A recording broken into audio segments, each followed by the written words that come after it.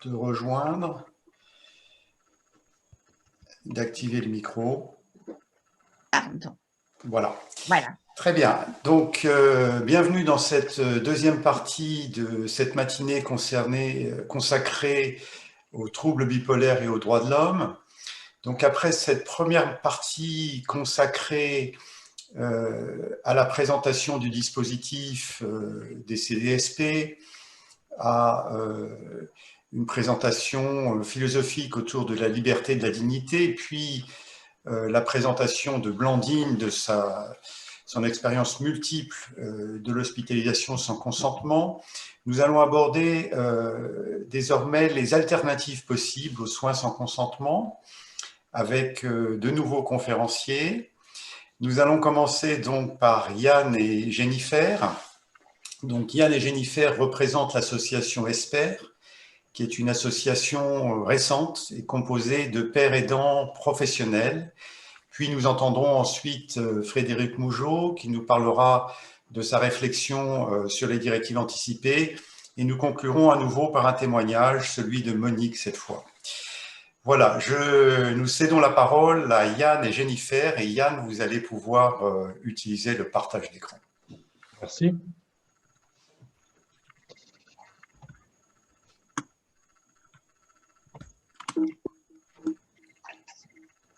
Bonjour à tous. Yann Dant, je suis coordinateur sur l'association ESPER. ESPER, c'est une émanation d'un souhait des principaux hôpitaux psychiatriques lyonnais, associés au PTSM, donc aux usagers, au collectif d'usagers. Un souhait qui a commencé il y a 3 ans et qui a abouti il y a 1 an à la réussite. On a gagné un appel à projet du Fonds d'innovation organisationnelle en psychiatrie. Du coup, on est une association qui n'avons pas vocation à être dans un ordre de militance, mais bien d'axes concrets en médiation entre les professionnels soignants et les personnes concernées. Et donc, on intervient sur le champ de la pérédance en santé mentale, bien sûr. Du coup, on va vous proposer un témoignage sur du vécu, sur ce qu'on vit maintenant professionnellement au sein des équipes de soins ou chez les personnes ou dans nos locaux, et de projets en cours qui vont directement dans le sens, parce qu'ils sont vraiment en cours, qui vont dans le sens de la limitation des privations de liberté. Du coup, je vais prendre la parole. Donc, moi, je m'appelle Jennifer Bouillou, et puis donc, je suis à ESPER depuis maintenant voilà, le tout début d'année. Et à travers tout ce qu'on a pu entendre là dans la première partie, moi, je voulais préciser un petit peu le fait que oui, effectivement, on vit peut-être pas tous les choses de la même façon en ce qui concerne les soins sans consentement. Et moi, dans mon vécu personnel, en fait, le premier épisode psychotique que j'ai vécu, c'était donc en 2011, et j'ai vécu des bouffées délirantes aiguës qui m'ont valu une hospitalisation de 3 mois. Et c'est vrai que pendant cette bouffée délirante aiguë, j'ai eu des idées originales, en fait. J'ai eu des idées originales, notamment, par exemple, l'idée d'avoir envie de voler. Et c'est vrai que sans surveillance et sans cette contention, moi, je me serais mise gravement en danger. Donc après, comme toujours, quand on pose des moyens, le problème, c'est qu'il n'y ait pas d'abus. Et en fait, je pense que ce qui est problématique majoritairement maintenant, c'est le fait qu'il y ait des gros abus. Et donc, du coup, nous, on voulait souligner le fait que les soins sans consentement, au moins souligner ce qui ne devait plus être. Et c'est vrai que, comme on a pu l'entendre tout à l'heure, on parle des droits de l'homme, on ne veut plus qu'ils déshumanisent, dans le sens où peut-être qu'une tenue, comme on a pu le dire, un pyjama, ce n'est pas forcément quelque chose qui va aider la personne. Le lieu, par exemple, le fait d'être isolé dans une chambre, une pièce qui est toute blanche, où on nous a retiré toutes nos affaires, ça n'a pas forcément de sens à ce moment-là. Et bien sûr, je pense que le principal abus, c'est la durée. Donc voilà, essayer de limiter ça au maximum. Et puis, bien sûr, voilà, ça restera traumatisant. Et notamment si c'est fait de façon violente ou avec la force ou avec l'usage de la force.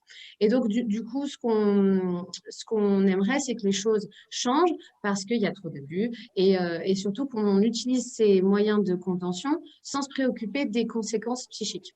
Donc, finalement, nous, on s'est fait la réflexion de comment les pères aidants et les personnes concernées peuvent faire évoluer ces soins sans consentement. Et donc, on va voir sur différents points concrets comment nous, on voit les choses et comment ça commence à être mis en action. Je fais une petite précision par rapport à ce que tu viens de dire, Jennifer. À titre personnel, je n'ai jamais vécu de soins sans consentement parce que je n'ai jamais mis les pieds dans un centre hospitalier quand j'étais en crise. Moi, j'ai fait partie plutôt du public qui aurait pu avoir des diagnostics beaucoup plus tôt si j'avais pas eu peur de l'hôpital, en fait. Et cette peur de l'image véhiculée, notamment par les soins sans consentement. Donc, eh bien, à titre de père aidant, par contre, j'ai reçu et je vis avec les personnes des dizaines de témoignages de ce type de pratique. Du coup, les pères aidants, on peut les percevoir en eux-mêmes comme des alternatives.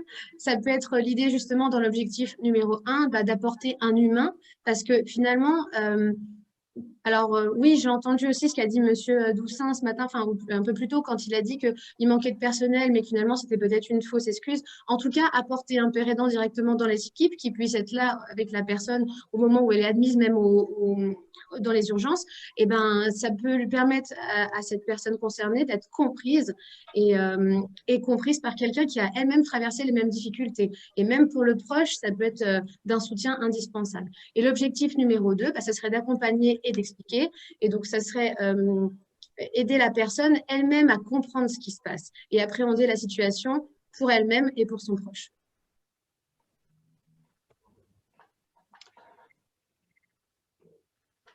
Pour résumer le rôle du père aidant donc, auprès de la personne concernée, du proche aidant, donc un petit rappel sur déjà la base de la père aidance en santé mentale. Au niveau de la personne concernée, un soutien de cette personne qui a vécu de près les mêmes événements. On joue sur l'effet miroir. Donc, on a une légitimité pour la personne à échanger avec elle à ce niveau-là. L'informer aussi sur le trouble, sur la façon de vivre les premiers symptômes et les premiers, notamment, symptômes qui pourraient être annonciateurs d'une crise.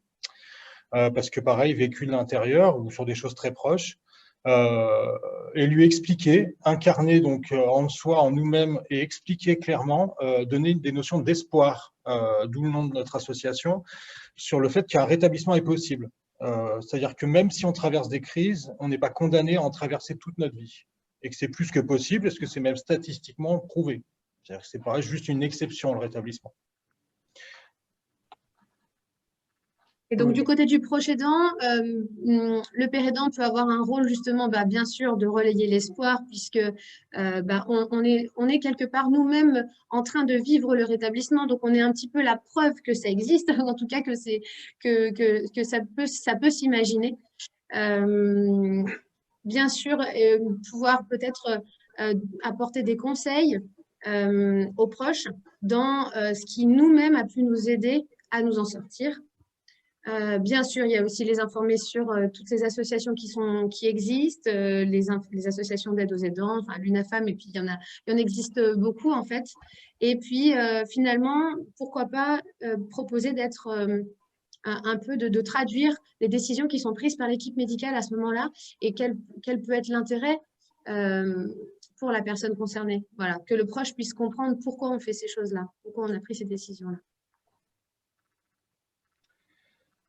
Donc là, on vous prend l'exemple de ce qui se fait très concrètement depuis 6 mois au sein d'une équipe mobile à domicile, donc, sur Lyon. Donc là, on est dans le avant les soins sans consentement. Qu'est-ce qu'on peut faire en prévention de ces crises? Oui, tout à fait. Et donc, pour la personne concernée, lorsqu'on intervient, ça peut être au tout départ, en fait. Et justement, ça peut aider peut-être à éviter une hospitalisation sans consentement. Quand une personne commence à avoir des premiers signes importants, insomnie depuis plus de 3 jours, une logorrhée importante, enfin, en tout cas, moi, je parle de moi, et ben, ça peut aider qu'on puisse tout de suite intervenir à domicile. Donc, généralement, ça se fait en binôme, aux côtés d'un psychiatre ou alors d'un médecin psychiatre ou aux côtés d'un infirmier. Et à deux, on va au domicile de la personne et on peut, comment dire, faire un lien. Il peut y avoir comme une surveillance, mais une surveillance qui se fait de façon bénéfique pour la personne, puisqu'elle n'est pas mise en plus en dehors de son environnement. Donc, il n'y a pas de cassure. C'est un soin à domicile, donc elle conserve son environnement et il n'y a pas de notion justement de rupture avec le reste. Peut-être on peut commencer à mettre en place des choses sans qu'on aille plus loin dans la crise et ce qui lui permettrait de maintenir son travail. Voilà, donc c'est très très riche. Et le fait qu'il y ait un père aidant à domicile, et ben justement, il y a le fait qu'elle puisse vraiment se confier en toute horizontalité. Prendre un temps avec le père aidant, c'est possible, même si le médecin et l'infirmier restent à côté. Voilà. Pour le proche aidant, là encore, c'est relayer l'espoir. Et le fait qu'il y ait un père aidant, eh ben, ça peut lui permettre de prendre contact avec quelqu'un qui est concerné par le même trouble et de constater par lui-même que finalement, il a vécu des choses très difficiles et que maintenant, il s'en sort. Et pourquoi pas lui suggérer des attitudes à tenir, garder son calme, prendre l'air, surtout pas se mettre en colère ou brusquer la personne qui commence à un peu trop s'agiter. Et bien sûr, encore une fois, le rôle d'informer sur le soutien qui existe à l'extérieur. Et encore une fois, les équipes mobiles peuvent bien sûr aussi servir dans le soin après, enfin, après hospitalisation, bien sûr, justement pour le retour à la maison, pour justement pas relarguer comme ça la personne toute seule chez elle avec son proche et que les deux sachent pas du tout comment faire en fait. Donc voilà, ça peut être un bon soutien pour remettre les choses en place petit à petit.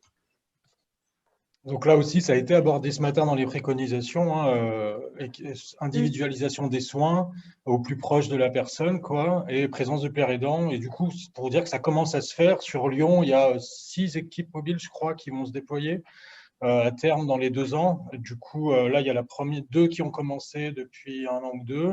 Donc ça arrive, ça commence. En tout cas, sur Lyon, là, on y vient. Et les résultats sont encourageants. Du coup, Jennifer intervient avec des équipes mobiles, donc elle est déjà en duo avec des soignants. L'idée, ça serait de voir, de démultiplier en fait ces interventions avec les soignants à différents niveaux. Donc là, on est toujours dans le avant les soins sans consentement. L'idée, ça serait de faire des actions préventives. Qu'est-ce qu'il y a de plus préventif que la formation?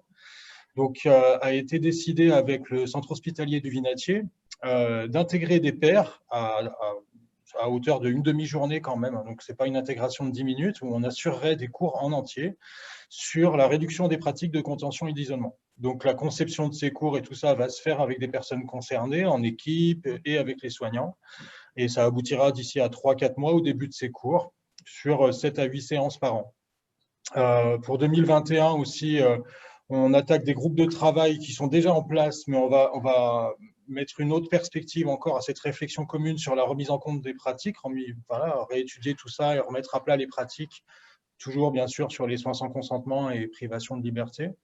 Donc là, c'est une demande du centre hospitalier qui vient à nous pour nous dire on veut travailler avec vous là-dessus. Pareil, hein, pour que ça rayonne après dans les unités, dans les services.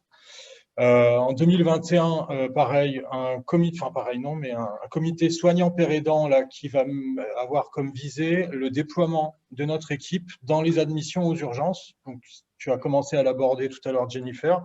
Donc là, c'est assez ambitieux, hein, mais l'idée, c'est vraiment depuis la salle d'attente jusqu'à la sortie, avec notamment les débriefings post-isolement, voir comment on peut améliorer ce passage sans consentement, en tout cas avec privation éventuelle de liberté, parce que parfois, en tout cas, on n'en y est pas encore à s'en passer pour le moment, malheureusement. On le souhaite tous, mais ça se fait apparemment par palier, quoi. Le but, par contre, ça serait diminuer le traumatisme que ce moment constitue, en fait. Et en ça, un dialogue, prendre le temps, en fait, basiquement, d'être avec la personne, mais basiquement humain, en fait, dans une écoute empathique et dans un recul sur le moment vécu, jusqu'à même éventuellement de l'accompagnement à domicile. À côté de ça, on ne va pas insister là-dessus maintenant, parce que on va en parler, l'intervenant suivant va en parler beaucoup. Mais on intervient pour implémenter les DAIP, ou plan de crise conjoint, ou directive anticipée, c'est la même chose, hein, c'est juste une terminologie différente. Ça, j'ai fait une petite faute, mais dans l'ambulatoire, en intra-hospitalier, et dans nos locaux, on reçoit des personnes en accompagnement individuel, à la demande de soignants qui les orientent sur nous pour faire les DAIP de la personne. Et faire un travail aussi, bien sûr, sur la personne de confiance, qui n'est pas un travail qui coule de source. Ça se fait là, pas non plus... c'est pas un formulaire qu'on remplit, bien sûr, en 2 minutes. Hein, ça se fait sur plusieurs séances et on prend le temps. Donc, du coup, on peut parler aussi des points de vigilance du père aidant, parce que, bien sûr, quand on est soi-même concerné par un trouble, le fait de le voir chez les autres, ça peut remuer. Donc, en point numéro 1, on a mis qu'il fallait absolument faire attention à soi et rester attentif aux signaux d'alerte. alors telles que la fatigue, le stress, les situations qui sont émotionnellement difficiles ou pour lesquelles peut-être on peut s'identifier. Et donc, voilà, dans l'idée de ne pas oublier de se préserver. Donc, pour ça, justement, il y a des supervisions qui se font et qui sont en fait indispensables, des moments privilégiés où on peut échanger sur ce qui s'est passé avec une personne ou ce que ça nous a fait vivre, justement. Donc, bien sûr, ne pas rester seul, ne pas s'isoler, pourquoi pas avoir un réseau de soutien externe si besoin. Et la plupart du temps, le travail en binôme, c'est quelque chose qui est très apprécié et plus adapté même. Parce que finalement, on n'est pas seul. On n'est pas seul, on n'a pas tout à tenir en fait et à supporter. Et ça peut être pas mal justement d'avoir un peu ce rôle de prendre le relais et de laisser le relais quand on en a besoin. Et bien sûr, quand on arrive dans une équipe soignante, la moindre des choses, c'est qu'il y ait un temps qui soit pris pour se connaître, pour pouvoir aller un petit peu plus loin que simplement dans les présentations formelles. Et voilà, pour qu'il y ait une confiance mutuelle qui se mette en place assez rapidement et qu'on se sente bien de parler de ce qu'on a vécu. Voilà.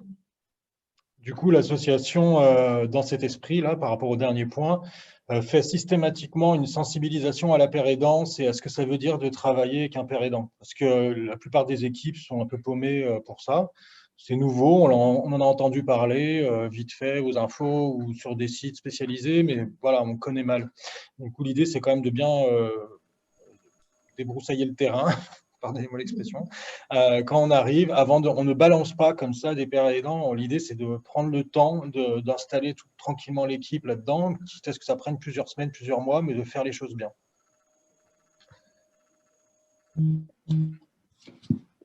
Oui, donc comme on a pu commencer à en parler tout à l'heure, on parlait de la possibilité qu'un père aidant donc, soit mis en place aux urgences.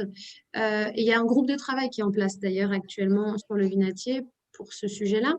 Et donc, en quoi ça pourrait servir à la personne concernée? Bah, du coup, ce serait pour accueillir sa détresse, sa douleur, humaniser ce moment qui peut être marquant si c'est la première fois, et puis lui expliquer qu'on est déjà passé par là, peut-être ça pourrait l'aider.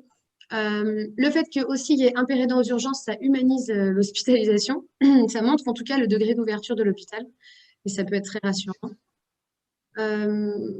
Voilà, peut-être mettre l'accent sur le fait que quand on arrive la première fois de sa vie aux urgences psychiatriques, on peut considérer peut-être qu'on va être hospitalisé sur le long cours et ça peut être très effrayant.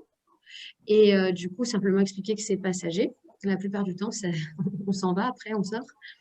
Et bien sûr, un rôle capital qui serait d'informer sur les droits à l'hôpital, les droits de la personne à l'hôpital, les droits aux activités qui existent et qu'elle n'hésite pas à les demander.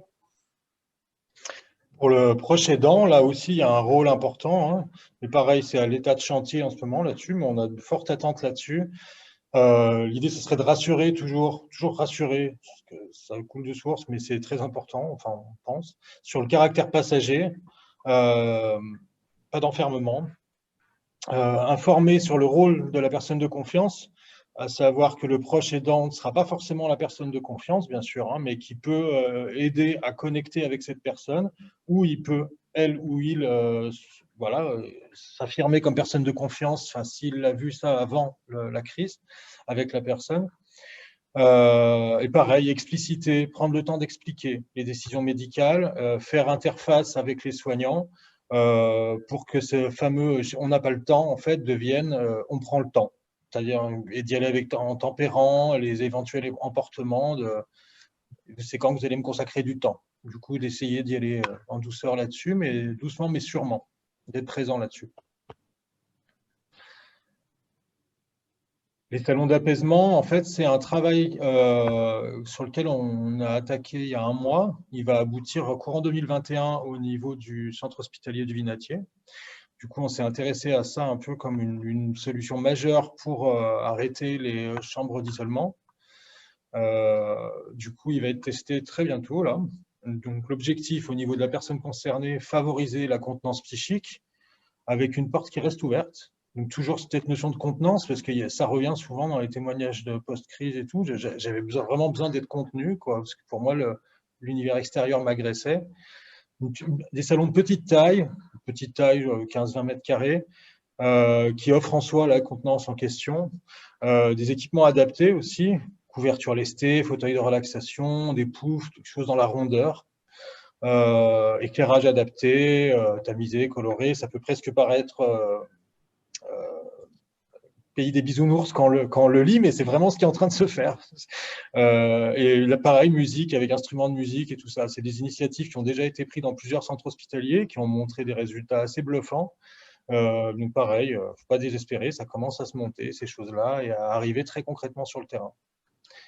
Pour le proche aidant, donc là, l'idée, c'est qu'il en soit informé pour que lui aussi, le proche aidant, puisse en parler aux soignants et à son proche en cas de crise, qu'il essaye de voir comment on peut l'orienter dessus. Ça peut encourager le proche aussi à accompagner la personne en crise, parce que clairement, si on sait que l'hôpital devient comme ça, forcément, c'est beaucoup plus simple d'accompagner quelqu'un dans ce genre d'endroit qu'ailleurs, quelque part on va l'enfermer. Et donc, c'est forcément radical aussi au niveau de la déculpabilisation, parce qu'on est dans une approche bienveillante dans ce genre de pratique. Donc là, on inverse complètement la chose pour tous les acteurs. Ouais. Après, concrètement, pour ce qui est de la contention, encore une fois, il y a des groupes de travail par rapport, en tout cas, à nous, ce qu'on peut connaître de notre partenaire du Vinatier. Et pour la personne concernée, quel pourrait être l'avantage à ce que on revoie la contention, c'est que voilà, peut-être elle reste le moyen ultime, le dernier recours pour la protéger. Et notamment qu'elle reste limitée dans le temps, c'est-à-dire que limitée dans le temps, on parle quand même de 24 heures et c'est pas du tout appliqué. Et là, ça va commencer à être appliqué au mois de décembre. Il y a des tests qui sont en train de débuter. Donc voilà, il y a du travail. Ensuite, bien sûr, le but, ce serait de réduire toutes les réglementations imposées comme le pyjama, l'interdiction de sortir, les téléphones cellulaires et toutes les autres affaires personnelles, les visites, parce que finalement, on a besoin peut-être de liens à ce moment-là. Ce n'est pas forcément l'idéal de nous priver de ça. Oui, il y a l'idée de former le personnel à la gestion de la violence, parce que c'est vrai que la plupart, moi de ce que j'ai pu entendre en côtoyant les soignants des équipes mobiles, c'est vrai que la plupart des personnes utilisent la contention lorsque la personne est violente et qu'en fait, généralement, elles vont quitter le service. Et voilà, la solution un peu de dernier recours, elle est vite arrivée finalement. Voilà, et amélioration de la traçabilité de la surveillance infirmière, pour justement pouvoir faire respecter le temps, la durée de la contention, que ça passe pas au-delà de 24 heures. Voilà. Pour le proche aidant, forcément, c'est toujours un petit peu comme la fois d'avant, enfin la proposition d'avant, c'est que c'est déculpabilisant, ça réduit le stress, parce que du coup, on se dit finalement qu'on emmène son proche dans un endroit qui surveille, qui fait les choses mieux. Donc voilà. Et donc on a une meilleure confiance, donc on adhère peut-être plus et on y va plus facilement. Voilà. Donc finalement, c'est dans le sens du proche qui est en train de souffrir.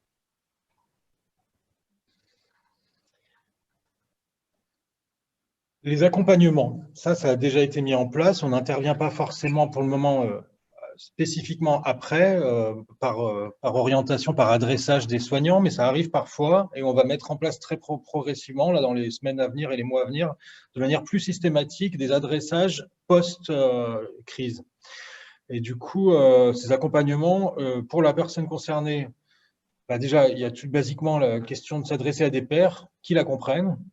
Et l'histoire d'une rencontre, et l'histoire du père avec une approche du rétablissement, pouvoir commencer à voir comment on peut redéfinir son chemin de vie en fonction de cette épreuve, notamment garder la notion d'épreuve et de moments bien précis dans la vie, un accident de parcours, mais qui n'est pas le parcours. C'est-à-dire qu'on insiste beaucoup là-dessus, en fait, sur accident, mais qui ne veut pas dire que ça va se reproduire forcément, et en tout cas que notre vie va être comme ça. Retrouver l'espoir, toujours la même chose. Pour le proche aidant, pareil, on accompagne des personnes moins, mais on commence à le faire, des proches aidants qui peuvent trouver un lieu pour exprimer leurs difficultés en accompagnement individuel, parce que sur Lyon, on a des dispositifs qui commencent à être assez présents, assez nombreux pour les accompagner en groupal. En individuel, c'est un peu plus délicat. On a souvent des personnes aussi qui nous disent, mais concrètement, comment je peux l'aider, vous qui l'avez vécu de l'intérieur, comment on peut vraiment faire quelque chose pour lui? Là, il est dans le canapé avachi, il est abruti par des médocs, comment je peux faire? Et c'est quoi ces médocs? Est-ce qu'ils ont un sens et tout ça? Donc l'idée, c'est de redonner du sens à tout ça, à la cohérence des soins, au niveau de l'alliance thérapeutique aussi, hein, de voir un peu comment on peut aider à la famille à créer le lien ou à pas couper le lien avec les soignants et la personne, bien sûr aussi. Et dans ce cadre-là, du coup, se faire recommander les lieux d'accueil et d'entraide quand on voit que les aidants aussi peuvent être sujets à des passages où ça commence à devenir trop à gérer pour eux. Et bien sûr, leur établissement, toujours, leur parler de ça, infuser sur le fait que ça se fait par étapes, mais que ça prend du temps et que ça demande une patience pour l'entourage, mais qu'il faut garder le courage et l'envie de continuer et que le rôle des proches aidants est capital là-dedans. Donc, on les responsabilise là-dessus, on les encourage, surtout pas les culpabiliser ou les déculpabiliser, par contre, quand il y a des culpabilisations qui ont commencé à s'opérer. Nous vous remercions. Merci beaucoup. Vous pouvez nous trouver à ces endroits-là. On a un site assez fourni si vous voulez plus d'infos sur nos activités, parce qu'on a pas mal d'autres activités dont on n'a pas parlé aujourd'hui. Merci.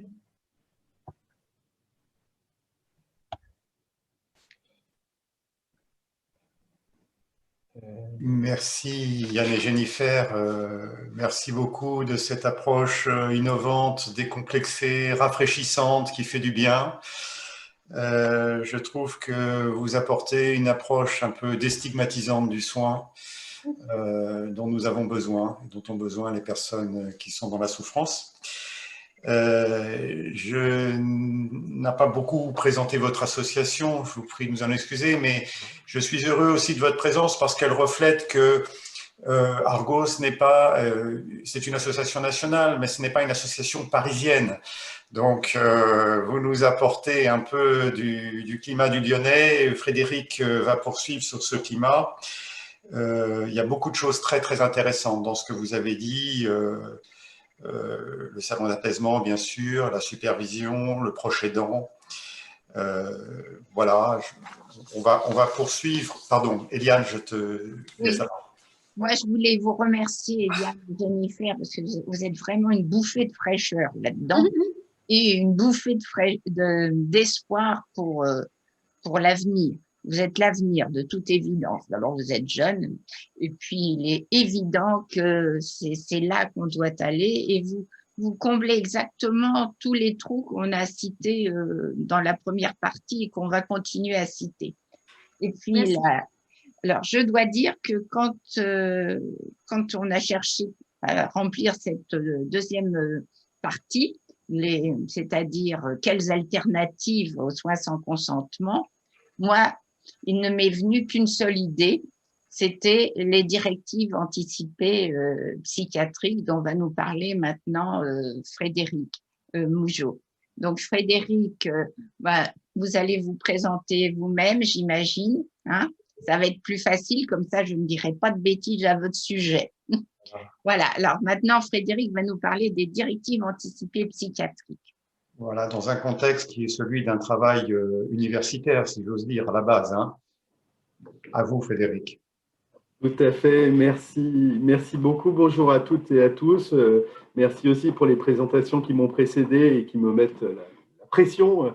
La qualité des interventions était vraiment super. Je vais partager mon écran.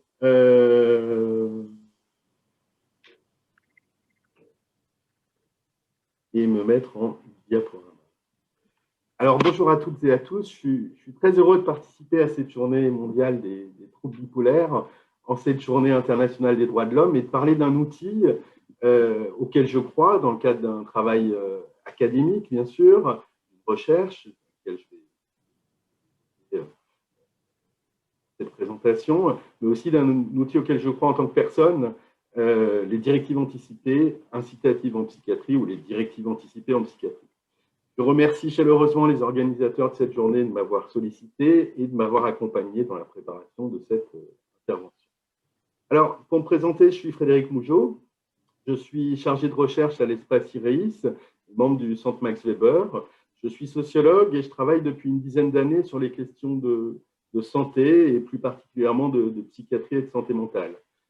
Il y a quelques ouvrages, dont le dernier pourrait intéresser certains, qui traitent du travail infirmier en psychiatrie, qui est paru aux éditions. J'ai rejoint il y a 2 ans une équipe de recherche très stimulante sur les directives anticipées et incitatives en psychiatrie. Et je suis très heureux de vous parler de ce projet de recherche et de cette expérience qui, j'en suis sûr, vous intéressera à plus d'un. Alors, ma présentation, elle va se faire en plusieurs temps. D'abord, un petit point sur l'équipe des directives anticipées et incitatives en psychiatrie, qui est engagée dans cette étude et pour l'expérimentation d'un modèle de directive anticipée. Un éclairage sur ce que sont les différents outils de DAP, donc des directives anticipées en psychiatrie. On distingue donc le programme DAIP, directives anticipées incitatives en psychiatrie, et les directives anticipées en psychiatrie.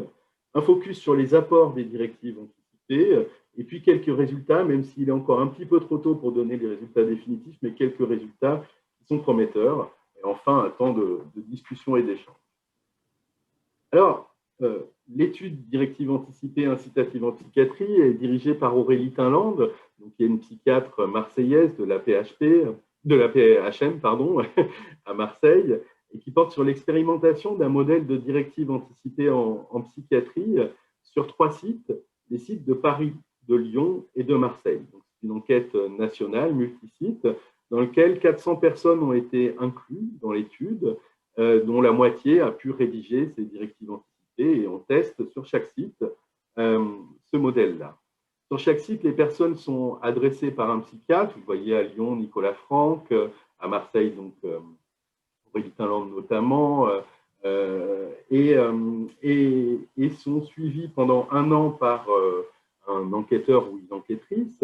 Vous voyez sur chaque site, il y a des enquêteurs ou des enquêtrices, et accompagnés par des pairs aidants dans la rédaction de ces directives.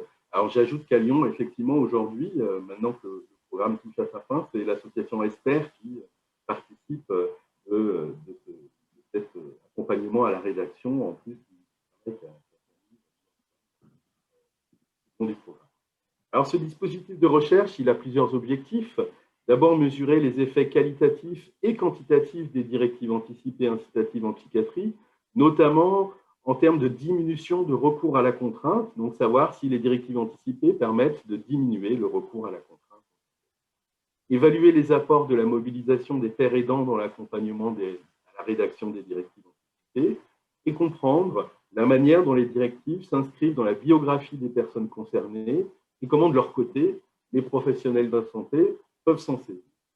Et alors, avant d'entrer dans le détail des résultats préliminaires de cette étude, je disais, il est encore un petit peu tôt pour donner des résultats définitifs qui seront disponibles en mars-avril 2021. Je vous propose de nous poser la question tout simplement de ce que sont les directives anticipées en psychiatrie. Qu'est-ce que c'est?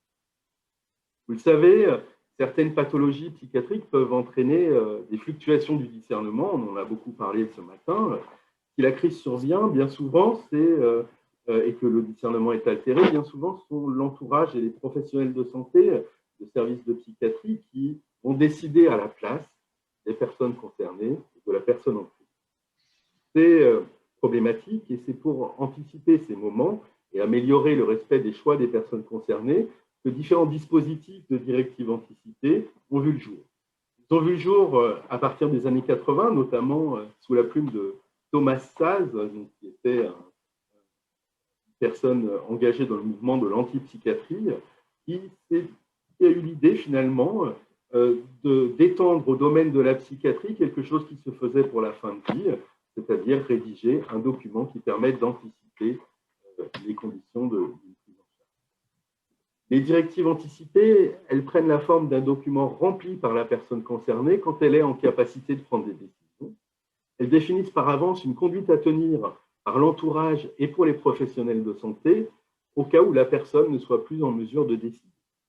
Dans ce document, les personnes concernées, et si vous êtes intéressé, je pourrais vous faire passer des modèles de directives anticipées, elles renseignent notamment leurs personnes de confiance, les signes avant-coureurs de la crise, les conduites à tenir en cas de crise et les éléments spécifiques liés à leur éventuelle prise en charge dans des services de santé.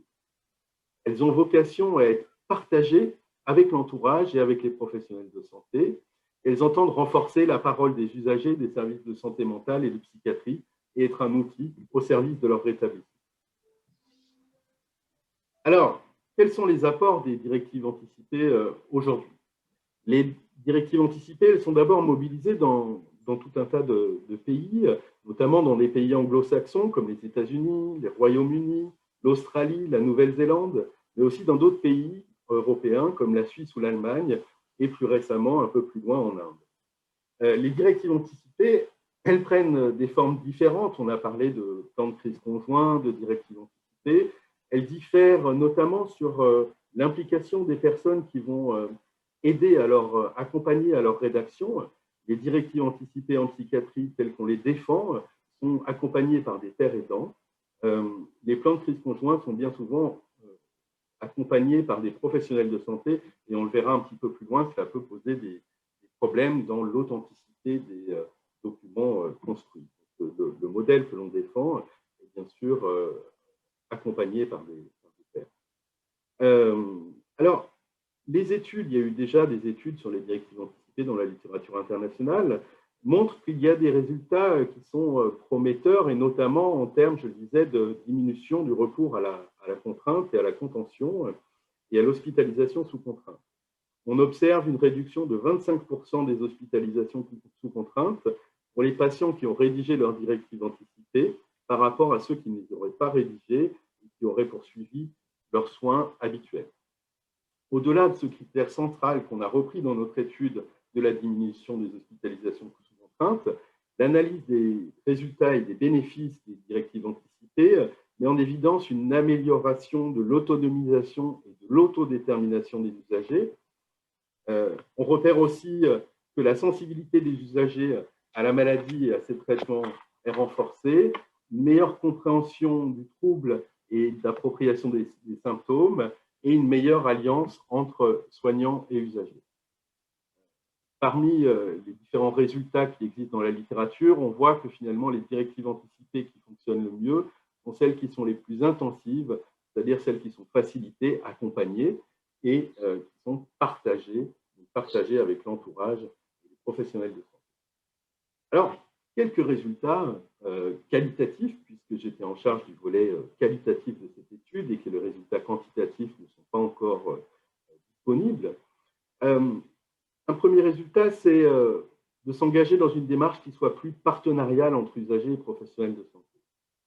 Pour les usagers, et c'est un des apports de cette étude, l'expérience de l'hôpital est traumatique. Un apport qui est bien malheureux, mais effectivement, c'est un apport puisqu'on se rend compte que finalement, l'expérience de l'hôpital, elle est traumatique à tel point qu'il convient, en sortant de l'hôpital, de traiter non seulement le trouble psychique pour lequel les personnes ont été contraintes de se faire hospitaliser, mais aussi le trauma d'avoir fait l'expérience de prise en charge parfois déshumanisée et violente. Un petit extrait d'entretien pour abonder dans ce propos. J'ai rencontré Guillaume, titulaire d'un Master 2 de 51 ans, qui me disait « Les soignants n'imaginent pas l'énergie qu'il faut à un malade pour prendre sur lui, pour dire « je vais mettre ça dans ma poche, parce que si je me bats, ça va être pire. » Alors on dit « c'est pas grave, mais ça fait du mal. » Ils ne se rendent pas compte. Les gens n'imaginent pas ce que c'est qu'être privé de liberté. C'est le truc le pire que j'ai connu dans ma vie. Le passage à l'hôpital est mal vécu par les usagers, et au fardeau de la maladie s'ajoute le stigmate de la maladie mentale et la violence des soins. Les professionnels de santé le reconnaissent d'ailleurs aisément. Des professionnels que j'ai rencontrés dans le cadre de cette étude sur les directives anticipées disent qu'ils pourraient mieux entendre les souhaits des personnes. Un cadre supérieur de santé me confiait par exemple, ce n'est pas dans nos gènes de soignants, on apprend à penser pour l'autre, on apprend à apporter le bon soin pour l'autre. Les directives anticipées, elles viennent justement contrebalancer cette violence des soins et cette asymétrie de relations qui peut exister entre professionnels et usagers pour engager vers une démarche plus partenariale. Et les professionnels sont plutôt de bonne volonté en ce qui concerne les directives anticipées. Ils en sont curieux, de connaître les souhaits des personnes. Et ils ont noté au cours de l'étude finalement que ces demandes ne sont pas déraisonnables, bien au contraire, et qu'ils seraient peut-être en mesure de les suivre. Et s'ils n'arrivent pas à les suivre, au moins d'engager une démarche plus partenariale. Je vais y revenir. C'est aussi un des résultats, c'est de montrer que si le respect des souhaits des personnes n'est pas toujours possible exactement dans les termes souhaités par les personnes, eh bien, les directives anticipées permettent d'engager au moins des discussions a posteriori. Si des personnes ont souhaité ne pas être isolées ou contenues et qu'au moment T de la prise en charge, c'était impossible de faire autrement selon les professionnels de santé, eh bien, ça donne au moins l'occasion de discuter a posteriori de ce qui a été fait. C'est une application à minima. On espère bien sûr beaucoup plus, et dans beaucoup de cas, c'est possible de suivre les personnes, mais dans tous les cas, ça change la posture et la relation professionnelle de santé usagée. C'est aussi un outil pour soi. Les directives anticipées sont un outil pour soi, puisqu'en cela qu'elles ouvrent sur un processus de narration de l'expérience de la psychiatrie et de ses traitements. Les personnes concernées verbalisent leur expérience de la maladie et de ses traitements et parviennent à construire une anticipation de leur prise en charge. La connaissance du trouble, la manière d'y répondre, l'anticipation des signes annonciateurs d'une crise, les directives anticipées sont donc un outil pour le rétablissement des personnes, un outil à soi. Un outil qui va permettre de devenir acteur de son trouble. Je rencontrais une psychiatre qui me disait « Je sais qui a renseigné ces directives anticipées, quelque chose s'est passé, finalement, ces personnes sont devenues plus actrices de leur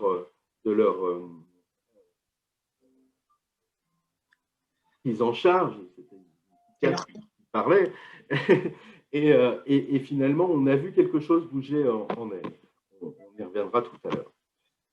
Autre résultat intermédiaire, c'est le rôle pivot du père aidant dans ce mouvement. On en a eu beaucoup d'exemples avec le travail d'Esper, qui est remarquable. Ça permet donc d'entrer dans la narration de l'expérience, et les pères aidants permettent d'engager un jeu d'écho entre la personne et le père et son père, et de construire à partir d'expériences disparates une expérience mobilisable pour ouvrir les voies du rétablissement. Ce processus, on l'a entendu, il est chargé émotionnellement.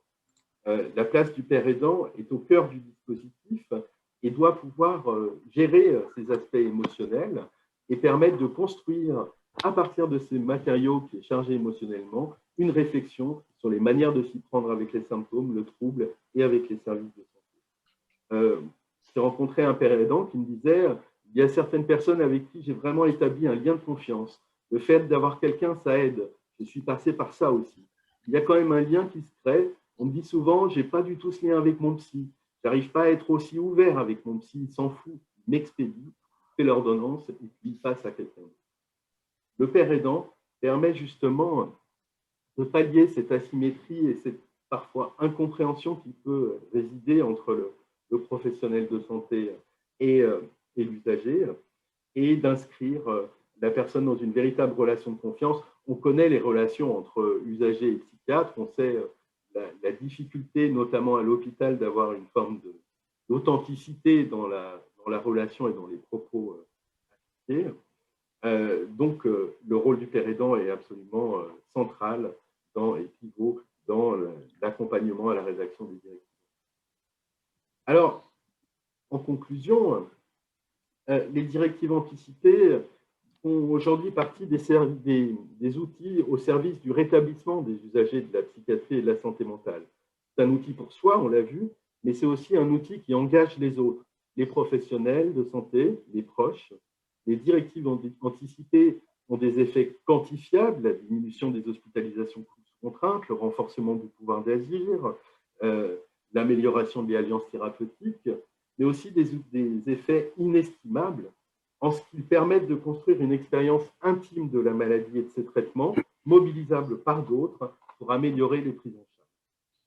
Pour les usagers qui ont déjà été encouragés à la réflexivité sur leur expérience de la psychiatrie et de la santé mentale, le rôle du père aidant est peut-être moins crucial que pour ceux institutionnalisés ou résignés qui ne sont pas à même de penser la manière de s'y prendre avec la maladie en dehors de ce qui leur est proposé en première intention. Presque pour ceux-ci, l'accompagnement à la rédaction des directives s'inscrit dans le temps long et entre parfois en contradiction avec les temporalités des programmes de recherche mis en œuvre. On a un espoir avec la poursuite des directives anticipées pour essayer d'avoir du temps de père aidant qui soit supérieur. Restent aujourd'hui plusieurs défis pour les directives anticipées que j'ai mis un point clé sur le PowerPoint, le déploiement des directives et leur mise en routine. Je crois qu'il y a à Lyon et à Marseille, en tout cas, un engouement pour les directives qui fait qu'ils vont pouvoir être mises en routine dans les services de santé. Je dois dire que c'est un outil qui est peu coûteux et qui peut avoir des effets extrêmement bénéfiques toutes et tous. Donc, j'encourage vraiment à la mise en routine des directives anticipées, mise en routine qui est appelée des vœux du CGLPL, donc on a un représentant qui est ici, puisque dans leur petit document, ils préconisaient la mise en routine des directives.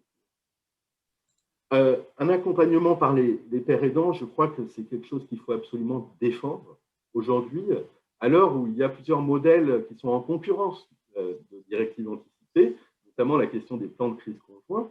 Les plans de crise conjoints sont renseignés par les infirmières, les infirmiers, les professionnels de santé, parfois les psychiatres. Ça peut poser un problème, je le disais, dans l'authenticité du document produit, puisqu'il y a une forme d'asymétrie relationnelle qu'on a quand même entendu en toile de fond dans toutes les interventions de ce matin. Donc, il faut encourager et défendre l'accompagnement des directives anticipées psychiatriques par des pères aidants. La formation qui est un enjeu fort, les directives anticipées nécessitent de la formation, elles nécessitent d'être formées à l'accompagnement, à la rédaction de ces directives anticipées. Je crois que c'est un peu là-dedans. Elle nécessite aussi une formation des professionnels de santé pour les mettre en œuvre et plus largement entrer dans une démarche plus partenariale avec eux.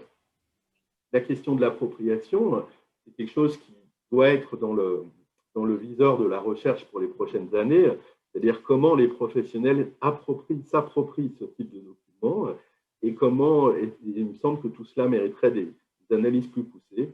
Et enfin, la question de l'aspect contraignant des directives anticipées ou de l'obligation de leur mise en œuvre, c'est une piste qui est à envisager. Pour l'instant, les directives anticipées ne sont qu'incitatives, mais plusieurs personnes militent pour que les directives anticipées soient contraignantes. Et c'est vrai qu'on peut avoir l'espoir qu'à l'avenir, ces directives puissent devenir un incontournable des préventions. Alors, je suis pour ma part confiant sur l'avenir des directives anticipées en France, sur le rôle qu'elles pourront jouer à l'avenir dans les services de santé. J'émets le vœu d'une psychiatrie plus à même d'entendre les souhaits de ses usagers, plus digne, et je crois fort que cela pourra se réaliser dans les années à venir. Je vous remercie et je reste bien sûr à votre disposition pour échanger autour des directives anticipées en psychiatrie.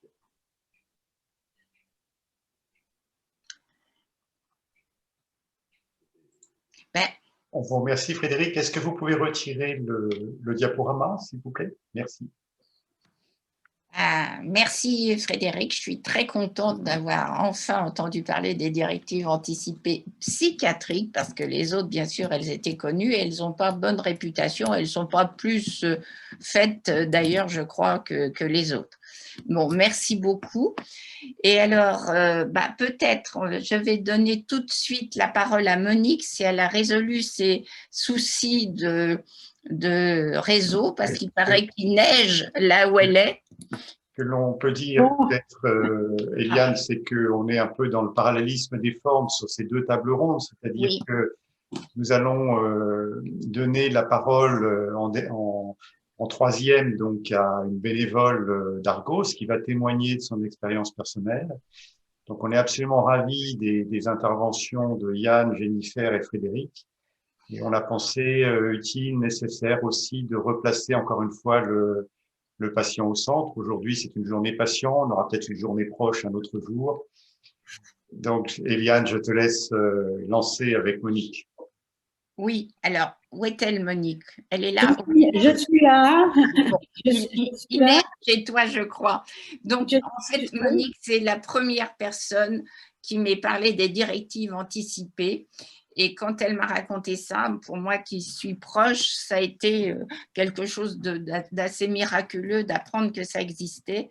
Et je voulais absolument, et Monique a eu la gentillesse d'accepter, je voulais qu'elle nous raconte son expérience. Monique, vas-y, tu te présentes toi-même. Alors, je vous dis bonjour. Thierry va, voilà, c'est super.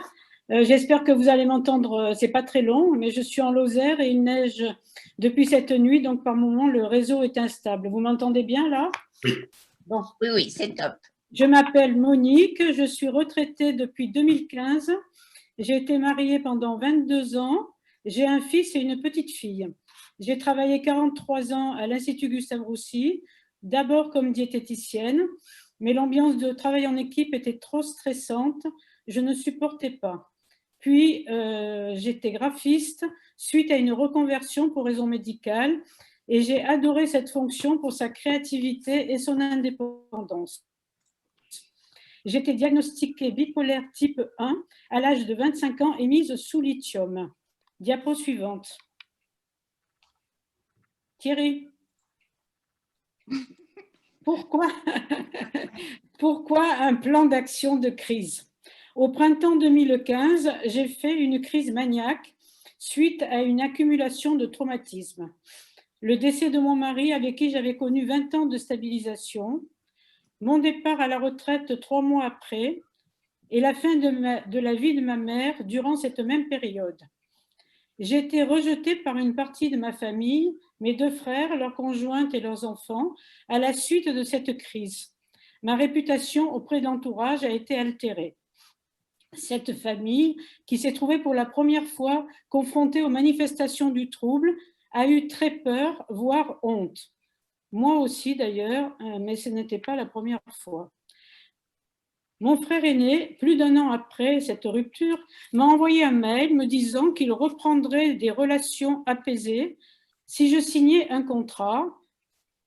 Mais de quel contrat s'agissait-il? Diapo suivante. Recherche d'un modèle. Ayant intégré l'association Argos 2001, courant de l'année 2015, j'en ai parlé autour de moi et demandé si quelqu'un connaissait l'existence d'un tel document.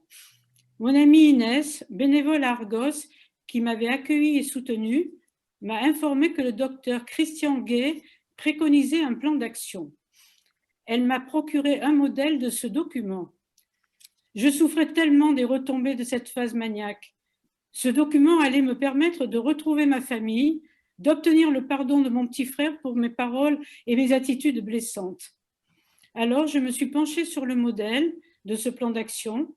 Le travail personnel que j'avais entrepris et auquel ma famille ne croyait pas allait m'aider. Diapo suivante. Rédaction du plan. Après m'être imprégnée du modèle, je commençais la rédaction de mon plan d'action de crise. J'écris noir sur blanc que je suis consciente de mon trouble, j'en accepte la réalité. C'est dur, c'est le début. Je m'engage à prévenir au maximum les crises engendrées par mon trouble.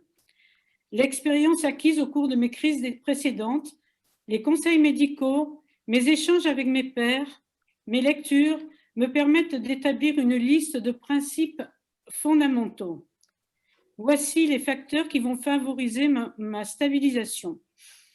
J'observe le traitement qui m'a été prescrit. Je connais les situations qui peuvent me fragiliser, que je ne contrôle pas. Je planifie à l'avance des actions de contrôle d'événements stressants à venir. Mon sommeil est la clé de voûte de ma stabilisation. Je m'impose une certaine régularité dans les activités quotidiennes. Je surveille mon diagramme de l'humeur. Je suis des thérapies adaptées. Je surveille l'apparition d'éventuels signes d'alarme. Diapo suivante. Suite de la rédaction du plan. Je recherche et décris les signes précurseurs d'une phase maniaque, la perte de sommeil ou un réveil très précoce sans endormissement, le surmenage et la multiplication des projets plus ou moins farfelus, l'hypersociabilité, bavardage, monologue, perte de filtre, l'augmentation du temps passé au téléphone, la multiplication des SMS ou des mails, l'emploi du temps chargé avec l'agenda qui se noircit, l'irritabilité, l'intolérance aux contraintes, la recherche de liberté à outrance.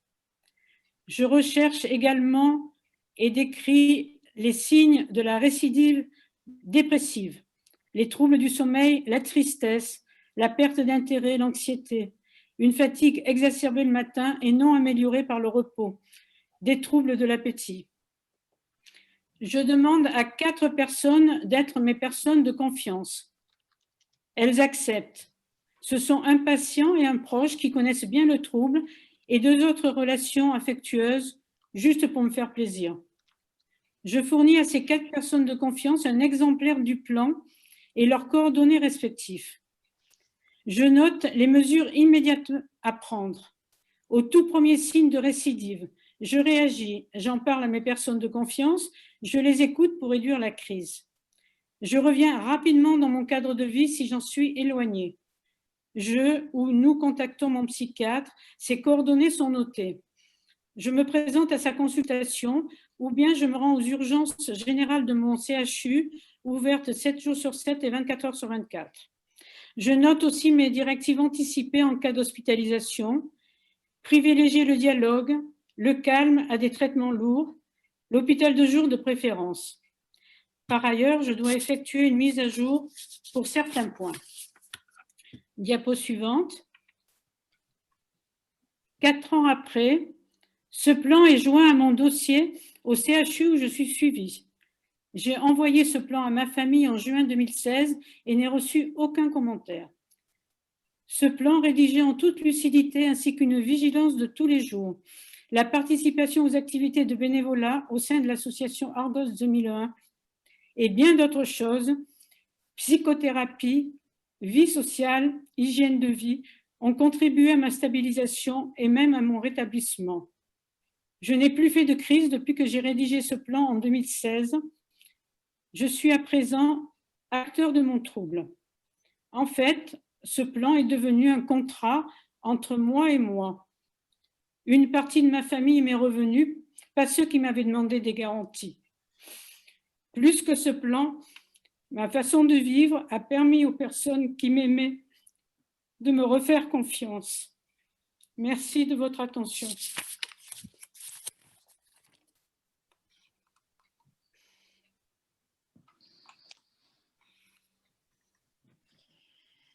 Merci Monique, merci. Tu vois, tu as été au bout, bravo, bravo. Écoute, c'est vraiment bon, c'est émouvant et intéressant, très intéressant parce que tu démontres là la capacité qu'ont la plupart des patients à s'occuper d'eux-mêmes, à se rétablir. Tu démontres qu'en faisant ce plan, tu n'as plus fait de crise maniaque depuis. Et ça, c'était avant que les directives anticipées existent. Tu es une pionnière, un exemple, et je te félicite. Qu'est-ce que vous en pensez, les autres? Peut-être qu'on peut faire circuler voilà, la parole entre intervenants. Jennifer, si vous voulez prendre la parole, il faudra remettre votre micro. Là, comme ça, c'est bon? Oui. Ben, voilà, je voulais dire à Monique que bravo, moi ça m'a touchée, ce qu'elle expliquait, ça me touche qu'à la fin, eh ben, elle soit émue parce que je comprends tellement. Je pense que le document, il a aidé en plus dans le sens où elle a pu exprimer ce qui lui arrivait en fait, à travers les premiers signes. Et c'est important d'impliquer les autres dans ce qui nous arrive. Et le fait d'avoir une personne de confiance à qui on peut dire, tu vois, j'ai l'impression que je fais ça en ce moment, qu'est-ce que tu en penses? Et bien, ça, c'est énorme, ça nous fait grandir, ça nous fait apprendre. Et enfin, voilà, c'était touchant. J'ai rien d'autre à dire, c'était super. Oui, Thierry? Oui, j'ai été très touché aussi. Alors, je l'avais déjà entendu, je l'ai entendu. Je pense qu'il faudra que je l'écoute 10 fois, à chaque fois. Donc, j'étais vraiment très, très touché. Alors, moi, je note quelque chose. Je suis très sensible au rétablissement. Et il y a vraiment un protocole en place pour le rétablissement, là. Voilà. Il y a un protocole. Et Monique n'hésite pas à dire, tu fais un peu trop de choses. C'est un signal, à dire qu'elle est honnête avec elle-même. Elle accepte ces signaux et elle réagit par rapport à ça. On parlait de prodrome, etc. Et ça, c'est extrêmement efficace. Le résultat, dans ce cas-là, est très efficace. C'est très courageux aussi. C'est très efficace. C'est vraiment quelque chose, je pense, dont il faut faire la promotion. Même si là, on est vraiment dans du lourd. Là, on est vraiment dans quelqu'un qui a mis en place un programme d'une grande efficacité. Tout le monde n'est pas forcément capable de le faire. Mais c'est une bonne voie. Voilà. Merci. Est-ce que, je ne sais pas, est-ce que Blandine voudrait réagir au témoignage de Monique? Moi, j'ai trouvé ça extrêmement touchant. Pendant ces crises maniaques et après, on écrit beaucoup, mais souvent c'est très décousu. Donc, c'est bien d'avoir un document qui pourrait être peut-être partagé pour nous aider à canaliser un peu tous ces écrits. Et Frédéric, qu'en pensez-vous? Oui, écoutez, moi, vraiment, j'ai trouvé le témoignage et toutes les interventions vraiment très intéressantes. Sur la question du document à partager, moi, je peux mettre le modèle de directive qu'on utilise, donc on va le partager. Et je crois que là, on a une expérience vraiment, c'est pour ça qu'on travaille à mettre en œuvre ces directives. Aujourd'hui, ce serait facilité par toute une infrastructure, des pairs aidants, des documents qui ont été travaillés avec des personnes concernées, etc. Et puis, quelque chose que j'ai oublié de dire pendant la présentation, aujourd'hui, sur Lyon et Marseille, les directives anticipées peuvent être inscrites, si la personne le souhaite, dans le dossier de patient informatisé. Donc, l'information des professionnels de santé peut être donnée plus simplement. Merci. Merci pour ce récit. Vraiment, voilà. Je me tourne vers Dominique qui a aidé par sa présence ce matin, qui était notre backup si l'un d'entre nous ne savait plus répondre présent au moment opportun, il était là. Dominique est un proche. Est-ce que tu voudrais exprimer un mot, Dominique? Alors, effectivement, je trouve que ces directives anticipées sont vraiment… Un peu plus fort, Dominique. Je pense que ces directives anticipées sont effectivement très intéressantes dès lors que le patient, en fait, donc, accepte de rentrer dans ce processus. Je pense qu'on est à l'aube de quelque chose qui… Frédéric Mouget, tout à l'heure, parlait de savoir s'il fallait… pour l'instant, on est sur l'incitation et pas sur la contrainte.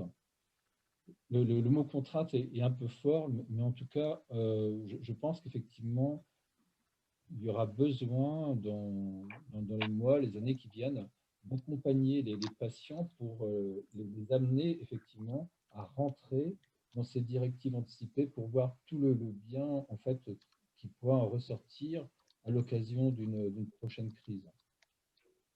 Donc voilà, donc je pense que c'est quelque chose qui a à suivre, mais c'est sûr qu'il y a un avant et un après. Et c'est vers là, effectivement, qu'on va se diriger dans les années qui viennent. Voilà. Oui, je voulais ajouter quelque chose, à savoir que les directives anticipées de fin de vie ne sont pas plus contraignantes que ne le sont les directives anticipées psychiatriques actuellement. Et pourtant, c'est en train de prendre quand même. Et ensuite, il faut un peu forcer. Plus il y aura de directives anticipées, plus ce sera connu aussi des psychiatres et des différents hôpitaux, plus de chances on aura de les faire respecter. Et je pense là, je ne sais pas ce que Dominique en pense, mais je le connais suffisamment, je pense aussi qu'il y a de la part des proches à être très insistant auprès des professionnels. Il ne faut pas avoir de position de repli ou de moi je ne sais pas, etc. Même s'ils sont en souffrance, les proches qui accompagnent leurs patients dans une situation difficile, ils doivent se montrer vraiment très offensifs, si ce n'est offensifs, du moins être très fermes sur les choses. Bon, j'ai appris peu de temps là que une maman hospitalise son fils en psychiatrie.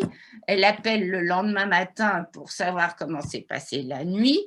On refuse de lui répondre. C'est absolument impensable.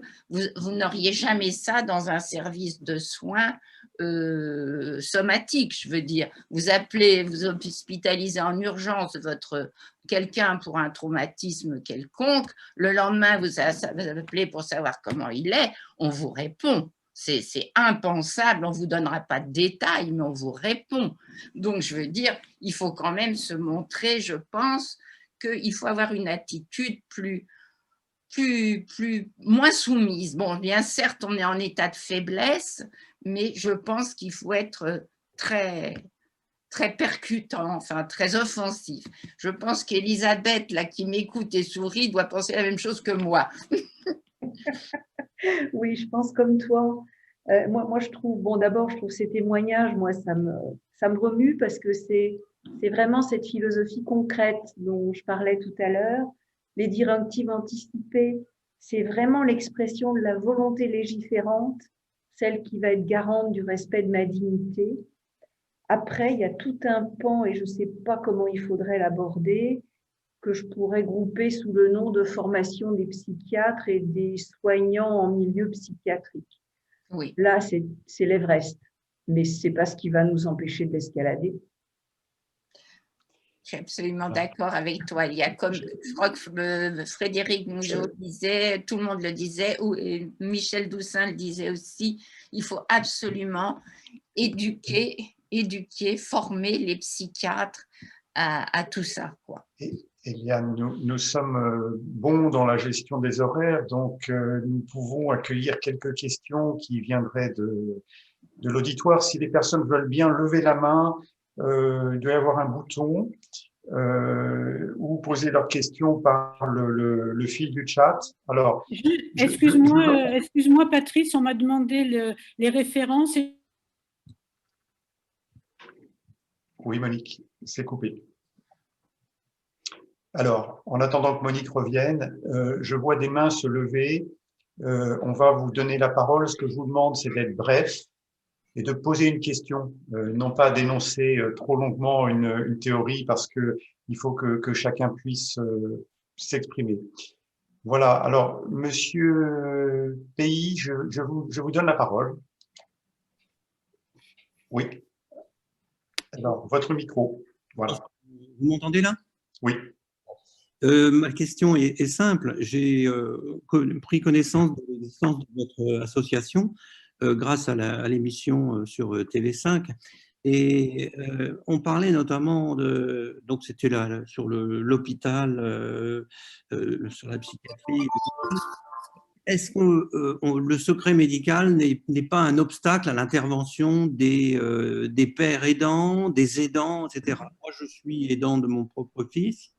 Et je pense qu'il y a comment dire, je ne sais pas, je soupçonne une erreur, une erreur de diagnostic, mais je ne peux pas communiquer, on me refuse de parler, enfin mon fils me refuse de me donner, de me mettre en relation avec l'équipe soignante. Voilà. Or, il est emprisonné, et c'est pour ça que c'est du domaine du soin, il est emprisonné chimiquement. C'est-à-dire qu'on l'oblige à suivre un traitement de l'humeur et on vérifie au moyen de tests sanguins. Donc, j'ai l'impression, et tout ça se passe à 6000 km, puisqu'il est dans l'État de New York. Et voilà.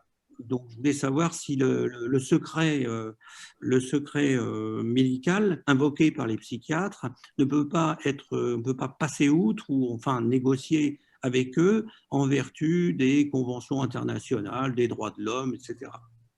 D'accord, Monsieur Pays. On va tâcher de répondre, sachant qu'on est dans un contexte là qui nous échappe un tout petit peu, contexte d'un État étranger qui dispose de lois particulières. Est-ce que peut-être Yann, non, alors… Si, je peux répondre par rapport à la France, mais je peux pas. Voilà, le père aidant en France, quand il intervient, nous on intervient avec des conventions où on signe clairement qu'on partage le secret médical et qu'on s'engage à en respecter les droits et les obligations, tout ce qui va, les contraintes que ça engage. Aux États-Unis, non, bien sûr, je ne vais pas vous répondre. Patrice? Oui. Patrice, je pense, comme le disait Marion Levoyer sur l'antenne de France 5 l'autre soir, mardi soir, le secret médical a parfois un bon dos. Hein. C'est une bonne façon, du moins en France, il a bon dos, alors que je sache, moi, en tant que médecin, Elisabeth est là pour me soutenir, quand un patient est dans le coma, par exemple, eh ben, il n'est pas capable de consentir à quoi que ce soit et on donne de ses nouvelles à sa famille. C'est de la pure humanité. Hein. Donc, il ne faut pas… Je crois qu'ils exagèrent. Il y en a énormément de psychiatres, mais enfin, bon, il y en a aussi des humains qui maintenant parlent de leurs patients aux familles. C'est juste de l'humanité. Il faut simplement prendre son temps. Et puis, il faut qu'ils soient capables de le faire. Il y en a qui ne savent plus parler aux gens. Alors, je ne parle pas spécialement des psychiatres, je parle des médecins. Il y en a, ils ne savent plus. Ils n'ont pas été formés pour. Bon, je veux dire, il faut rester un être humain avant d'être autre chose. Bon, maintenant, aux États-Unis, malheureusement, les lois, elles sont ce qu'elles sont et eux, ils ont effectivement un très, très grand respect de la législation. Si le patient n'a pas donné son consentement, il ne pourra rien avoir. Ça, c'est sûr. Très bien. Est-ce qu'il y a une autre réaction? Sinon, on va prendre une autre question dans la salle. Donc, je vois la main se lever de Madame de Marivonne. Est-ce que vous voulez prendre la parole? Oui, ben, ça va être très rapide. Je voulais savoir où on peut se procurer le document dont on parle, des directives anticipées en matière de psychiatrie. Vous parlez de ce que j'ai écrit ou quelqu'un d'autre? Vous parlez des directives ou du plan d'action? Des directives. Il faut demander à monsieur Frédéric. Frédéric, si vous voulez bien répondre. Eh bien, écoutez, je crois que c'est disponible sur le site internet de l'équipe de Marseille qui porte le projet. Je vais chercher et je mets dans le chat, si vous voulez. Merci. Merci, Frédéric. Voilà, est-ce qu'une autre question désirait s'exprimer? Vous levez la main, voilà, je vois. Voilà, vous devez activer votre micro. Voilà, Claire, vous voulez poser une question? Oui, ben, c'était pour compléter la question précédente. C'était est-ce que Monique, elle veut bien partager son plan d'action? Alors justement, j'ai mis dans conversation, j'ai mis voilà mon plan d'action, j'ai mis les références. C'est un lien avec, vous pouvez le trouver à différents endroits peut-être, mais moi je l'ai fait avec l'association Comme des Fous. Alors vous cliquez et il y a tout ce que Christian Gay avait préconisé. Ah, merci. Et juste une question complémentaire, c'était pour Yann et Jennifer. Donc, il disait qu'il y avait les groupes de volontaires aidants et c'est principalement sur Lyon. Est-ce qu'il y a prévu d'avoir un groupe qui se monte sur Paris? Dans ce cas, je veux bien être volontaire si vous cherchez du monde. J'ai commencé à répondre, je crois, à une personne sur le chat. Déjà, c'est un projet en fait qui a un financement essentiellement, enfin uniquement local sur le Rhône. Et après, on a vocation à être essaimé, à servir de plateforme d'expérimentation pour essaimer le concept ailleurs en France. Et du coup, non, malheureusement, je ne peux pas vous répondre là tout de suite du tout dans la positive, mais je sais qu'il y a plein d'initiatives de pérédance qui existent. Nous, on est en pérédance professionnelle, donc on est salarié en CDI. Après, vous pouvez en trouver en bénévole comme vous cherchez en volontaire. Ça, à Paris, je suis sûr qu'il y en a. Je ne peux pas vous dire tout de suite là, ce qu'il peut y avoir, mais en passant par le réseau des GEM notamment, vous pouvez souvent avoir des infos à ce niveau-là parce qu'ils sont souvent connectés. Ou avec les CLSM, les conseils locaux de santé mentale. Vous pouvez avoir des infos assez pertinentes localement sur Paris, sur où est-ce qu'ils sont les réseaux de pérédance. Voilà. Nous avons une question encore. Est-ce que monsieur ou madame Dominique veulent s'exprimer? Allô? Dominique, vous nous recevez? Il faut mettre votre micro. Bon, en attendant que le micro soit activé, vous nous entendez? Allez-y. Voilà. Donc, ma question, c'était à propos du père aidant. Je voulais savoir s'il y avait un profil du père aidant et une formation. Et à ce moment-là, jusqu'où va le bénévolat? Est-ce qu'on va vers une professionnalisation du père aidant? Voilà. C'est une très bonne question. Alors, l'association Argos représente le versant bénévole de la pérédance. Et donc, il est intéressant de bien comprendre à travers nos invités d'aujourd'hui tout ce qui nous rassemble et tout ce qui nous distingue. Jennifer? Oui. Moi, j'allais dire qu'à Esper, en fait, on est tous pérédants professionnels. Et là où on nous appelle pérédants professionnels, dans le sens où on a pris du recul par rapport à notre vécu et qu'on utilise notre savoir expérientiel de façon à aider l'autre. Et on a fait ça parce qu'on a tous suivi une formation. On est tous diplômés vu qu'on est sur Lyon, là, plus ou moins du DU de pérédance qui est à Lyon. Voilà. Très bien. Écoutez, est-ce qu'il y aurait encore une ou deux questions? Dominique? Moi, c'est pas une question, mais c'est une réflexion. Je lis la définition de la pérédance, hein, qui dit que ça repose sur l'entraide entre personnes souffrant ou ayant souffert d'une même maladie somatique ou psychique. Alors, c'est vrai que quand on parle de pérédance, on parle de pérédance entre patients. Mais moi, à titre personnel, j'estime depuis 2011 que je suis dans l'association Argos 2001 en tant que bénévole, notamment dans le cadre du groupe de parole, que je suis également un père aidant proche. Et je pense que c'est quelque chose aussi dans les années qui viennent. Eh bien, peut-être que sur le même chemin que la pérédance pour les patients, il y aura peut-être également de la pérédance, une formation, je ne sais pas s'il y aura un DU, de pérédant pour également les proches. Parce que, effectivement, dans le cadre du rétablissement, ça a été dit, hein, plus ou moins en filigrane, que je pense que les patients qui sont ici présents sont d'accord pour le dire, c'est que le processus de rétablissement, il implique également les proches. Je crois que c'est Michel Doussin qui a parlé, je crois qu'il a parlé d'une bulle, quelque chose comme ça, je crois, dans son exposé. Et effectivement, je veux dire, le patient n'est pas tout seul, je veux dire, il est entouré, il y a sa famille, il y a les soignants, il y a les amis, il peut y avoir les collègues de travail également. Tout ça, c'est un tout et on a besoin de tout le monde pour pouvoir se rétablir.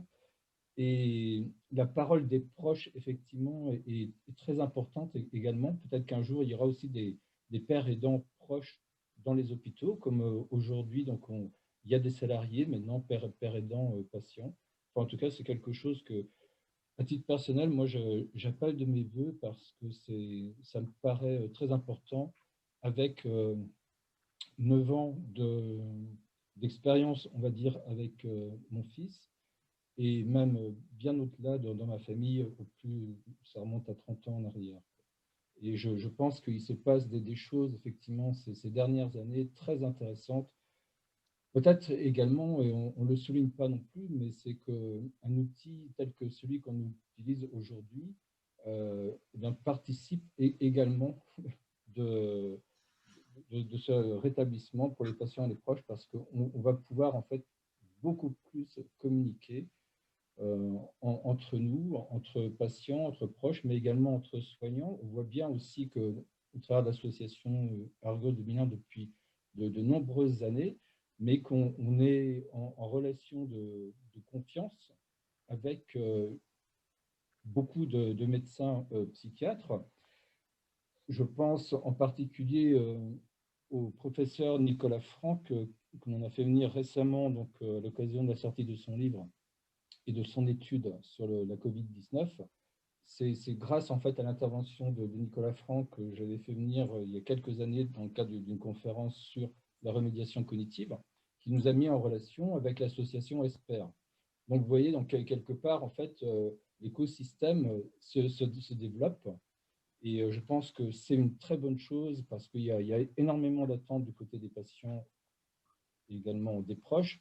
Mais même, je pense que le monde des soignants a bien compris aujourd'hui, enfin en tout cas, je pense une partie, qu'ils peuvent aussi s'appuyer sur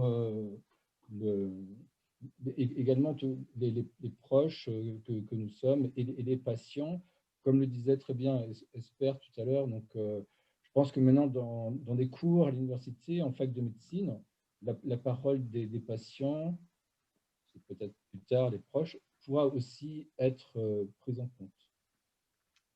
Merci. Merci Dominique. Je crois qu'effectivement, l'émission de France 5 a bien insisté sur la souffrance des proches mardi.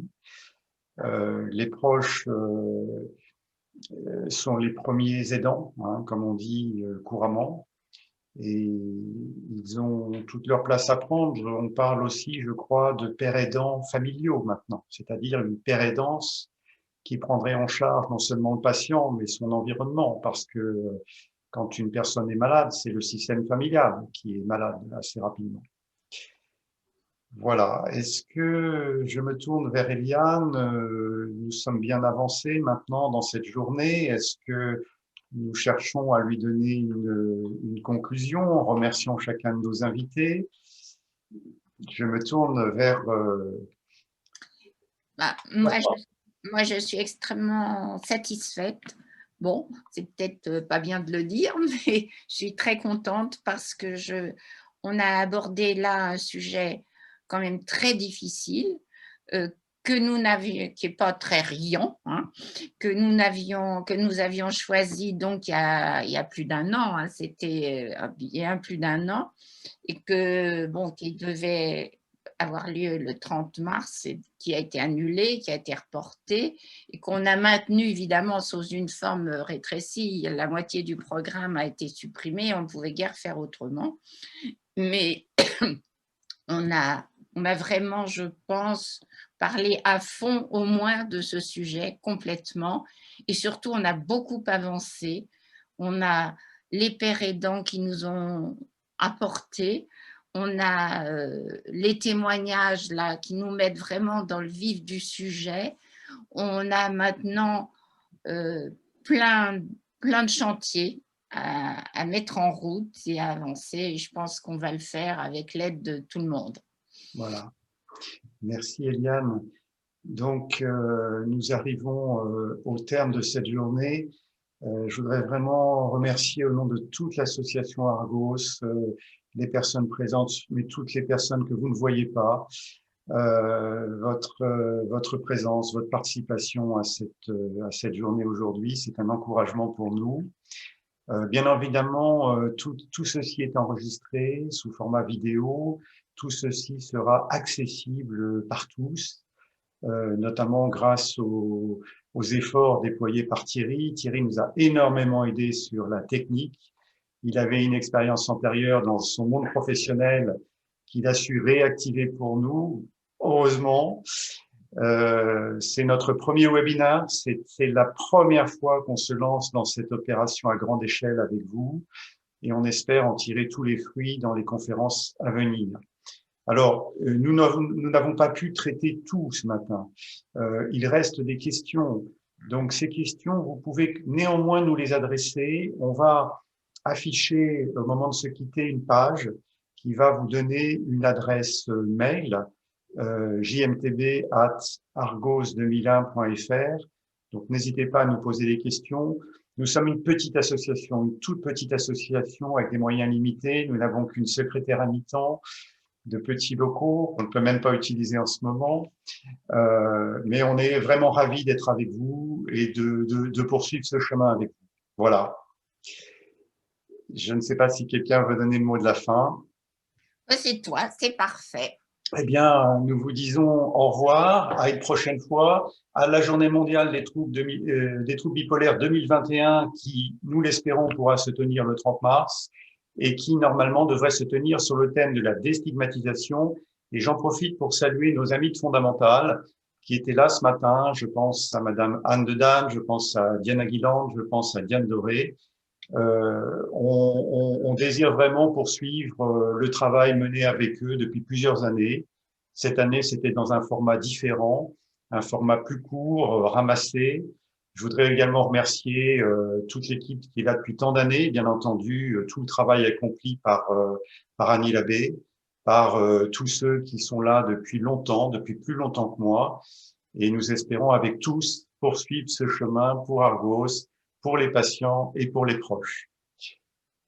Au revoir. Au revoir. Au revoir. Merci. Voilà. Thierry, je te laisse envoyer la diapositive finale. Bravo, merci.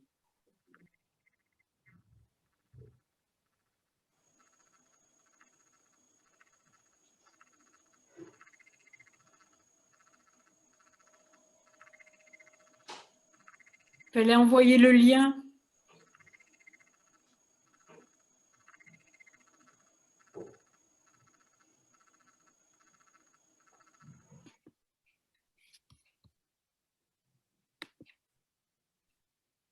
Merci à toutes et à tous. Merci. Merci.